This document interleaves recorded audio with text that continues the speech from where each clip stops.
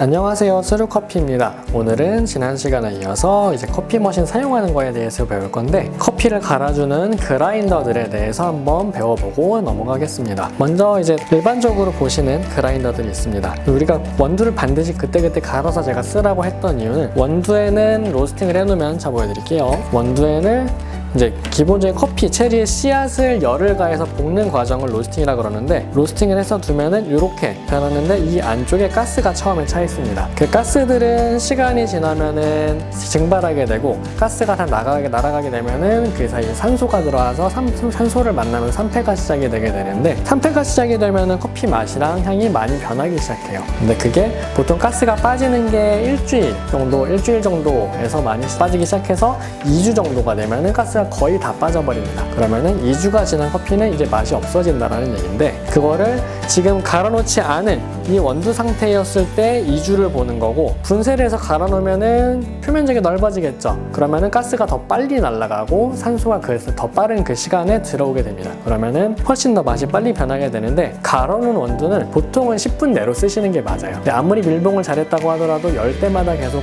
가스가 빠지고 산소가 들어가기 때문에 조금 많이 좋지 않습니다. 그래서 되도록이면은 원두를 구매하실 때 갈지 않은, 분쇄되지 않은 홀빈을 구매하시고, 갈 수 있는 그라인더를 같이 구매를 하시는 게 커피를 맛있게 즐기시는 좋은 방법 중에 하나입니다. 이제 오늘은 그 그라인더에 대해서 한번 설명을 드릴 건데, 이제 자, 요 그라인더를 먼저 볼게요. 요 그라인더는 일반적으로 카페에서 많이 보시는 핸드밀입니다. 자, 이렇게 원두를 여기 안에 넣어서 손잡이를 돌려서 가는 방식 핸드밀이고요. 이렇게 하면은 밑에 통이 달려있는 형식이라서 여기에 원두가 떨어지게 됩니다. 얘를 쓰시면 돼요. 이제 이렇게 생긴 핸드밀에는 서랍형이라서 이렇게 서랍을 빼서 쓰는 형식도 있고 여러 가지 방식이 있습니다. 요거를 쓰신다면은 이제 알고 계셔야 될 게, 에스프레소 같은 경우에는 단시간에 성분을 압력을 많이 끌어내서 액기스를 뽑아내는 용이기 때문에 분쇄도를 가늘게 해야 돼요. 사용법, 분쇄도 조절을 할 줄 모르시는 분들이 꽤 많아서 보여드릴게요. 손잡이를 다 빼셔야 되고, 먼저 자, 요 순서로 뺐고, 얘 뺐고, 얘도 빼고, 그러면은 이제 남는 게 여기 보시면은 이렇게 돌아가는 부분 보이시죠? 얘를 위로 올려서 이렇게 위아래로 많이 왔다 갔다 하면은 간격이 넓어지는 거라서 굵게 갈리는 거고, 얘를 밑으로 내려보겠습니다. 쭉 내려서 이 간격, 여기 왔다 갔다 하는 간격이 좁아지면 틈이 좁아지는 거라서 분쇄도가 가늘어지는 거예요. 이렇게 알고 계시면 되고, 필요한 분쇄도를 맞춰서 쓰시면 되고, 분쇄도를 내가 원하는 대로 맞췄다면 다시 역순으로 맞추고 손잡이를 꽂아서 이렇게 쓰시면 됩니다.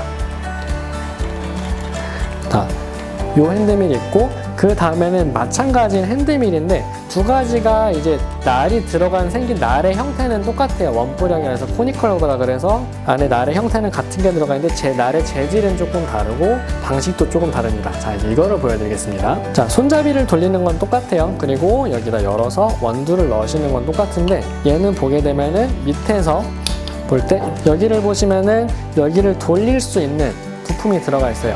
이 부분을 가지고 분쇄도를 조절하시는 거예요. 이렇게 돌리거나 이렇게 돌려서 한 칸씩 돌아가게 되어 있습니다. 그래서 이 자세히 잘 보시면은 여기 위 점점점점점이 보이죠? 원이 작은 쪽으로 갈수록 원두를 가늘게 갈아준다는 얘기입니다. 큰 쪽으로 갈수록 원두 굵기가 굵어진다는 얘기고요. 그래서 요거를 가지고 보시면서, 아, 이쪽으로 가면 굵어지고 이쪽으로 가면 줄어드는구나 아시면 되고, 요거를, 그리고 요 핸드밀이 있고, 지금 제가 지난 시간에도 썼었던 이런 전동 그라인더가 있습니다. 얘도 마찬가지로 얘랑 마찬가지로 같은 형태의 날을 가지고 있어요. 대신에 모터가 들어가서 버튼을 누르면 모터가 원두를 갈아주는 형식입니다. 얘는 분쇄도 조절이 쉬워요.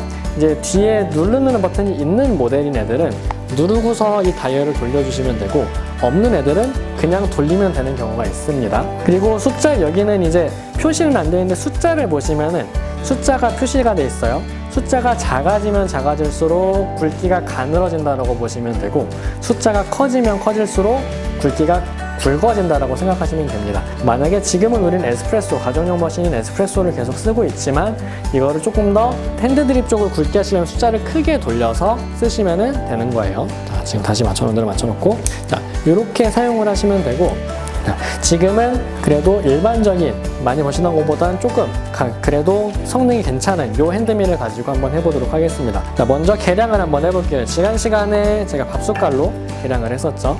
마찬가지로 저울이 없으시다면은 밥숟갈로 그때 3스푼 정도 하니까 거의 맞았어요. 한번 해보겠습니다. 하나, 둘, 셋. 네, 13g. 조금만 더 넣어볼게요.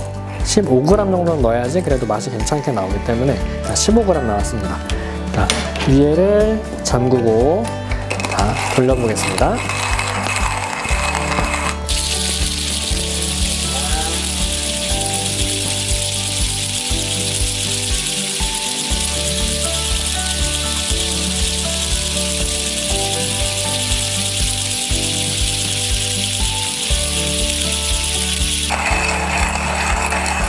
자, 그래서 소리를 들어보시면 원두 갈리는 소리가 안 나죠. 이러면 다 갈린 거고, 밑에 부분을 빼서 보시면 여기 갈아진 원두가 이렇게 담겨 있습니다. 자, 추출을 시작을 한번 해볼까요? 사용법은 지난 시간에 보여드렸으니까 포터필터를 제거하고 원두를 포터필터 안에 넣어주시고, 그리고 탬핑 주변에 묻은 부분은 조금 털어내 주시고, 그리고 결합을 한 다음에 잔을 받치고 추출을 해보겠습니다. 추출 시작.